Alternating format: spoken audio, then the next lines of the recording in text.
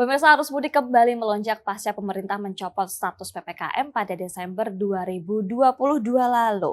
Nah, kali ini diprediksi bahwa ada sekitar triliunan rupiah berputar menggerakkan ekonomi di Indonesia. Apa saja dampak yang timbul akibat momen mudik pertama pasca COVID hilang dari Indonesia? Kita akan ngobrol bersama dengan Uda Setriasra, pemimpin redaksi Majalah Tempo. Halo, Uda. Halo Jihan. Gimana kabarnya, Uda? Baik. Kayaknya cerah Iya. banget ini menuju Lebaran ya. Siap-siap mudik. Siap-siap mudik ya.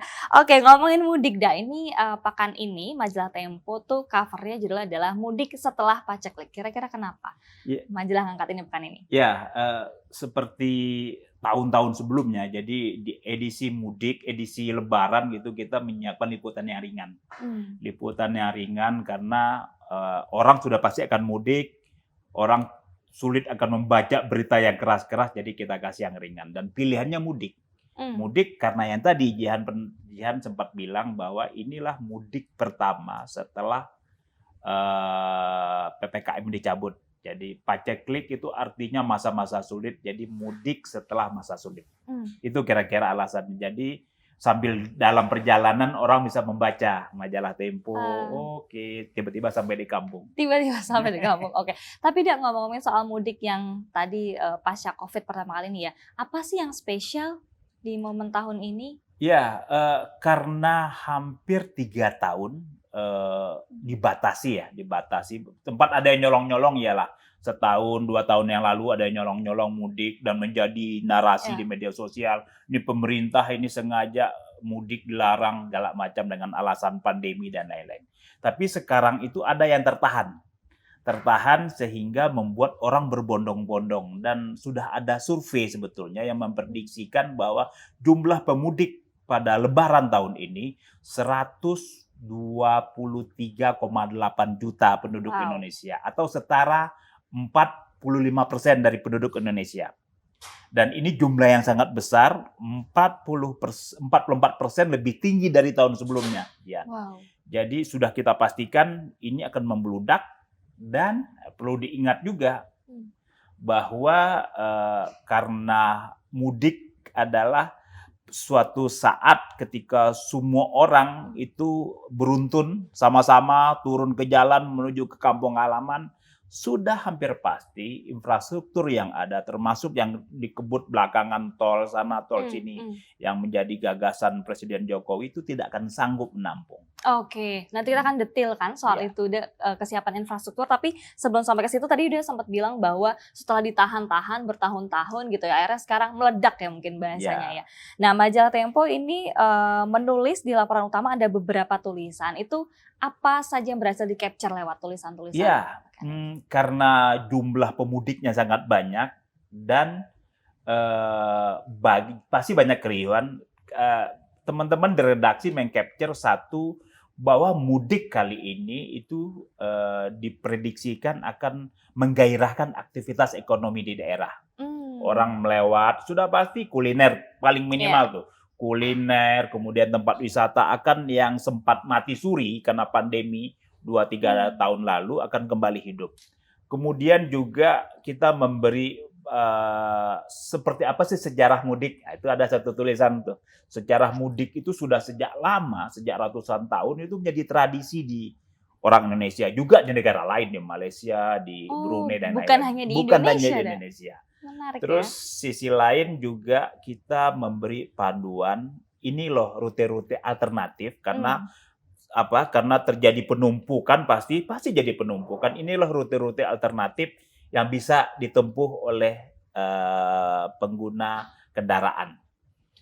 Ini juga penting, Jihan, karena dalam mudik kali ini itu mayoritas masyarakat menggunakan kendaraan pribadi. Yang tercatat mobil dan motor. Gitu. 24% pemudik akan menggunakan kendaraan pribadi, 23% dari total pemudik menggunakan sepeda motor.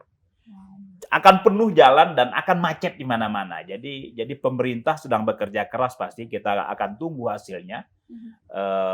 Bagaimana nanti kan, tapi ya itu dari jauh-jauh hari seharusnya pemerintah menghimbau bahwa mudik kali ini mudik yang berbeda, tidak biasa-biasa saja, harus siap dengan berbagai konsekuensi dan keadaan yang akan ditemui di lapangan. Kerja keras pemerintah, tapi ini sebetulnya sudah cukup mepet ya dengan hari Lebaran. Apakah itu akan bisa mengejar?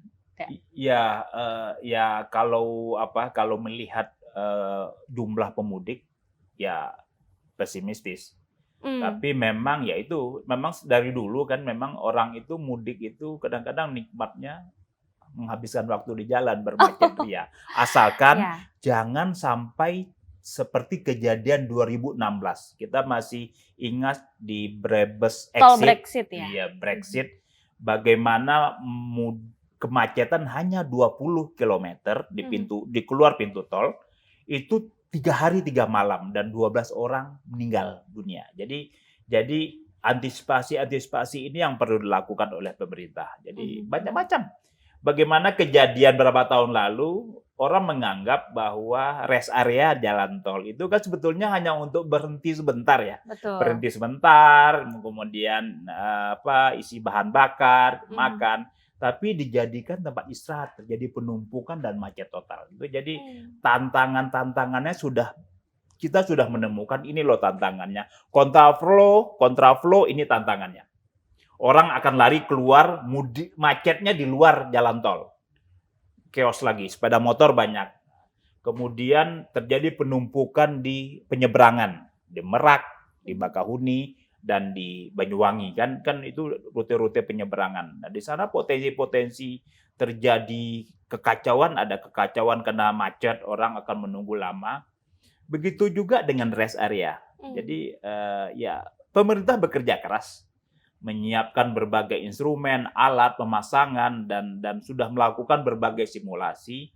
Tapi lagi-lagi memang tantangan terbesar pemerintah adalah mengatur sebetulnya. Bahwa harapan seluruh orang, harapan 123 juta penduduk Indonesia untuk bersenang-senang dalam perjalanan sampai di kampung, bersilaturahmi, jangan menjadi petaka. Jangan menjadi petaka. Ya. Oke, baik. Karena memang sekali lagi tujuannya adalah kita ingin bersilaturahmi dengan keluarga di kampung halaman. Oke, Nada, ini majalah Tempo juga pekan ini mencatat soal perkembangan pemudik yang tahun ini memang sangat pesat ya, 123,8 juta begitu ya.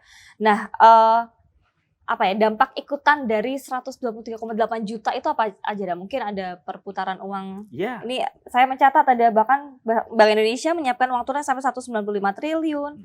Kemudian peredaran uang 8.450 triliun. Itu memang belum pernah terjadi kalau ada pergerakan orang sebanyak itu ya. Iya, karena Indonesia mayoritas penduduknya Muslim. Masa berbelanja, masa orang paling banyak menghabiskan uang yang Lebaran. Salah satunya ada THR. Itu dia. Jadi THR, kemudian itu sudah akan menjadi orang itu membawa uang tunai ke kampung. Berbelanja di jalan, memberi uang ke sanak saudara, ayah, ibu, dan lain-lain. Sudah pasti ada perputaran uang, sudah pasti ada aktivitas ekonomi. Dan kita memprediksikan juga itu ekonomi akan bergairah selama mudik ini. Tapi lagi-lagi ada warning bahwa jangan terjadi harga barang itu ketika banyak hukum ekonomi, ketika permintaan banyak, harga akan naik. Penyakitnya harga, kalau barang itu kalau harganya sudah naik, turunnya males dia. Susah. Turunnya males kan, dia naik bertahan. Kalau ini terjadi inflasi akan mengganggu perekonomian kita. Jadi ini solusi-solusi yang juga harus jadi perhatian pemerintah. Bagaimana agar pergerakan harga itu tidak melonjak drastis. Caranya adalah memastikan pasokan barang, distribusi, dan lain-lain itu terjaga dengan normal gitu. Jadi ancaman inflasi juga di depan mata, tapi yang lebih pasti adalah ekonomi akan bergairah. Aktivitas akan bergairah, kemudian ya kuliner paling minimal lah. Orang akan mencari tempat kuliner yang paling enak di suatu daerah dan tempat wisata. Betul. Itu yang dicari-cari tentunya ya. Nah, ini juga ada prediksi zakat infak sedekah sepertinya juga akan meningkat ya, Dak? Ya. Betul ya? Kalau ketika tidak mudik, zakat fitrah kan wajib tuh. Zakat mal turunannya, infak dan sedekah. Orang akan menumpuk di Jakarta, di daerah asal, di kota besar.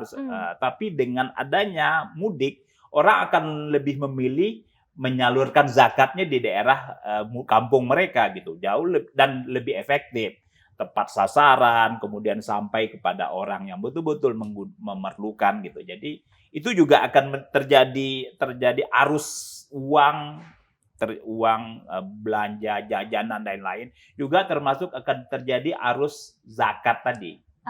Akan lebih banyak dan lebih terdistribusi secara banyak lokasi ya, tidak Lebih terpusat, merata. lebih Ya, merata. betul. Baik. Oh, menarik sebetulnya. Oke, nah sebetulnya tapi kalau kita bicara tadi 100 juta orang akan berpindah lokasi begitu ya karena harus mudik ke kampung halaman. Bagaimana kesiapan dari operator moda transportasi? Apakah mungkin sudah disiapkan dari jauh-jauh hari untuk mengantisipasi? Pemerintah sudah melakukan berbagai ikhtiar lah ya. Salah satunya adalah mengubah cuti bersama gitu kan. Kalau lihat dari kalender kan sebetulnya disepakati SKB 3 menteri awal-awal tahun lalu kan cutinya lebih banyak setelah Lebaran. Ini ditarik kan. Jadi lebih awal, tujuannya agar memecah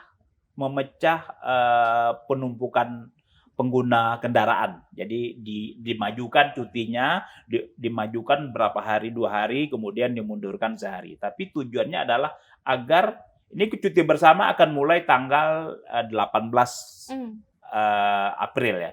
Jadi orang akan mulai beruntun pulang kampung tuh.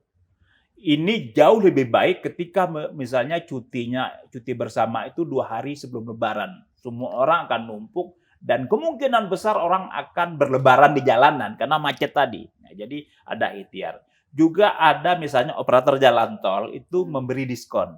Memberi diskon kepada mereka saja yang lebih dulu pulang gitu. 2 hari sebelum mulai cuti bersama dan 2 hari setelah cuti bersama berakhir. Jadi ada insentif bagi orang yang mengurangi lebih dulu atau lebih lambat pulangnya dengan tujuan mengurangi penumpukan. Jadi penumpukan kemacetan menjadi perhatian besar pemerintah sebetulnya dan kita berharap semua mendoakan agar berhasil nih manajemen transportasi yang ujiannya adalah mudik. Ujiannya di mudik ya, betul sekali. Ya, tapi tadi ada insentif seperti di jalan tol misalnya. Apakah itu juga terjadi misalnya di moda transportasi laut dan juga udara? Ya, moda transportasi laut memang sangat sedikit ya, Jihan. Kereta mungkin ya, kereta tapi juga kalau melihat survei Kementerian Perhubungan, mayoritas itu 25% dan 24% menggunakan kendaraan pribadi, mobil dan sepeda motor. Jadi laut ya orang Sulawesi mungkin nggak banyak lah ya, nggak banyak. Kemudian ke kereta Jawa, tapi juga kereta juga sudah habis kan tiketnya. Tapi memang yang selalu menjadi perhatian orang adalah jalan tol di Pulau Jawa ini, karena disinilah sentral berbagai rupa kemacetan.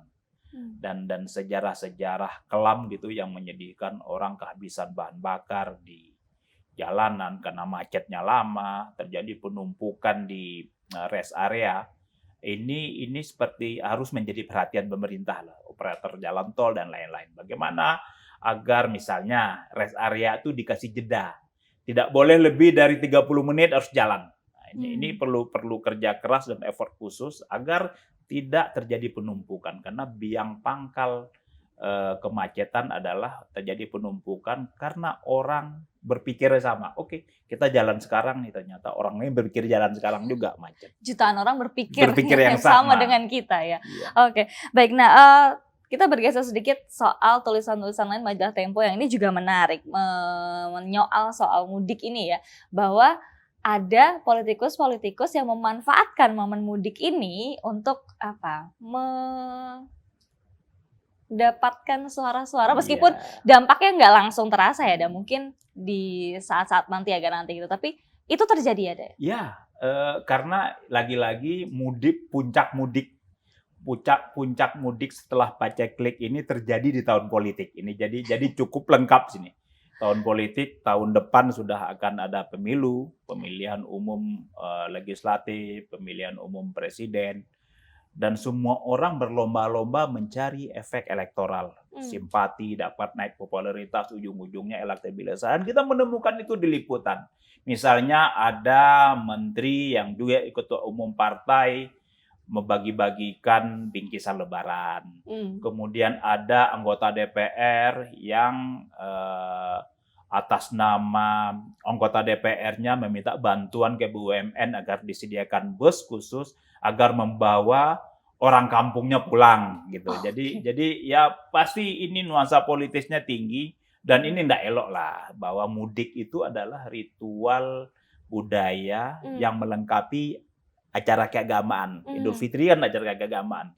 Jadi Spiritual lah ya. spiritual kalau ditumpangi dengan kepentingan politik para pemburu elektabilitas, para pemburu popularitas dan tidak elok lah. Meskipun tidak dilarang juga sih, tapi nggak pas lah bahwa bantu ya bantu saja gitu. Jadi menjadi aneh misalnya ada bantuan paket lebaran ada fotonya Presiden 2024. Oke, wow. Sebagai ikhtiar boleh juga lah. Tapi tidak elok sekali lagi Tidak ya. elok, Ada ya, etika-etika yang harus betul. dijaga karena sekali lagi Lebaran ini kesenangan semua orang yang seharusnya Yes. tidak diganggu Ya. dengan kepentingan-kepentingan politik seperti itu. Nah, selain tadi ada tunggangan-tunggangan politik begitu ya. Ini salah satu tantangan lain yang muncul di mudik tahun 2023 ini adalah masih adanya ancaman virus. Ya. Bagaimana ada itu?